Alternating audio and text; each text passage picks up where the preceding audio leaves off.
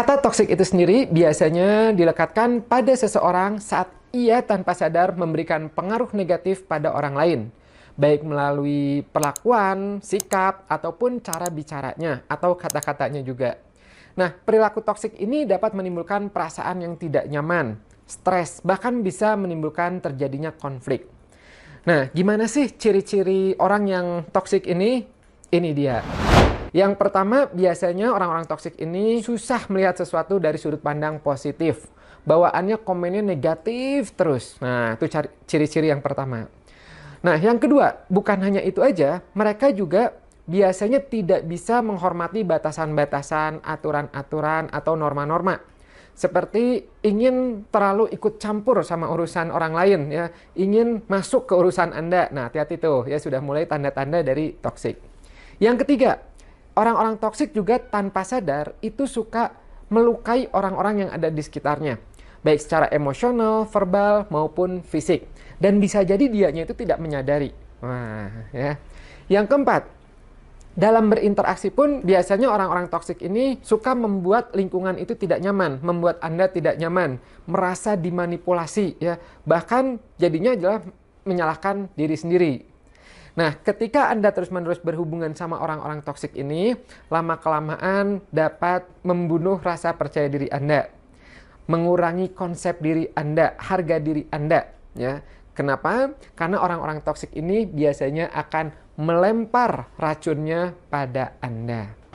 Nah, untuk Anda, coba deh perhatikan lagi di sekitarnya Anda.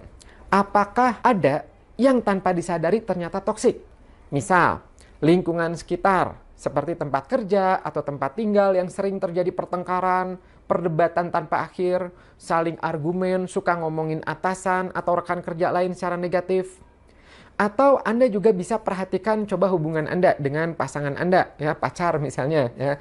Nah, ini juga bisa menjadi toksik saat Anda hanya menjalankan apa yang diinginkan oleh pasangan Anda tanpa Anda bisa merasa menjadi diri Anda sendiri.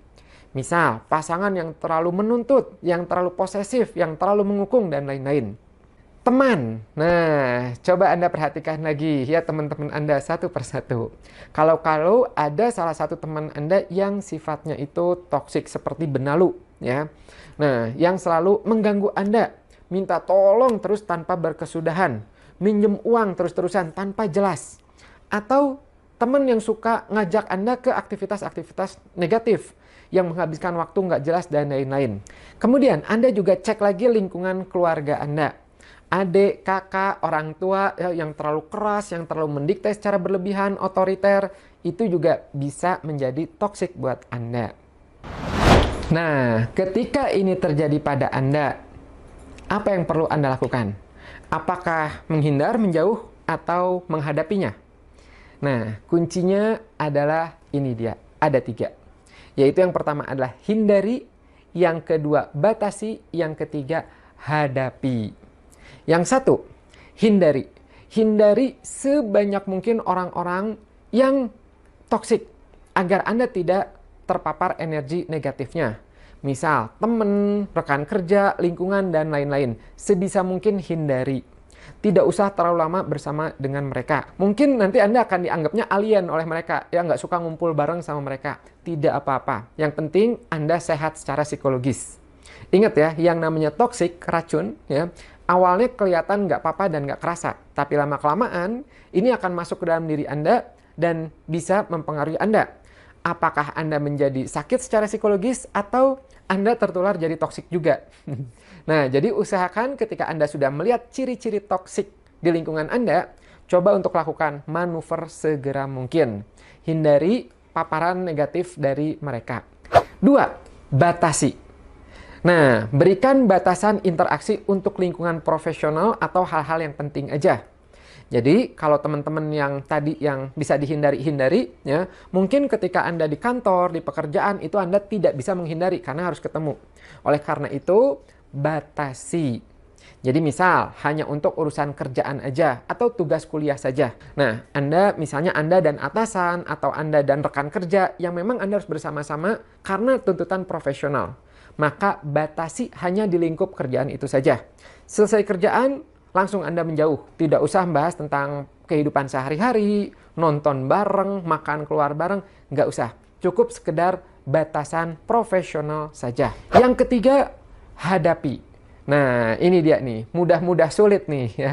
Kalau ternyata orang yang toksik itu adalah orang terdekat, seperti misalnya orang tua, pasangan, ataupun keluarga, maka untuk case ini, bila memungkinkan, ya, coba Anda bersikap proaktif dengan mensupport, memberitahu, atau minimal mencarikan bantuan.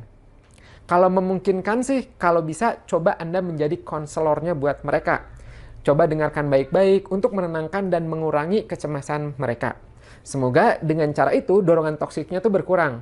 Ya, memang ini nggak mudah, ya, tapi bisa dipelajari. Juga yang penting banget adalah jangan sampai Anda ngedengerin ya, tapi Anda termakan menjadi kena toksiknya. Itu jangan. Kalau di dunia psikologi sih ada yang namanya mendengarkan secara profesional dan objektif. Biarkan klien atau anggota keluarga Anda itu cerita ya, termasuk menumpahkan unek-unek negatifnya. Tapi kitanya tetap bersih, clean. Jangan sampai terbawa ke unek-unek negatifnya tersebut. Nah, ini ada caranya ya. Salah satunya adalah dengan terus-menerus melatih positif self-talk. Nah, jadi inti dari yang ketiga ini yaitu adalah kalau memungkinkan Anda menjadi orang warasnya di rumah ya. Sekali lagi nggak mudah, tapi dengan latihan insya Allah bisa. Nah, mulai saat ini kalau Anda sayang sama psikologis Anda, coba mulai perhatikan lingkungan di sekitar Anda.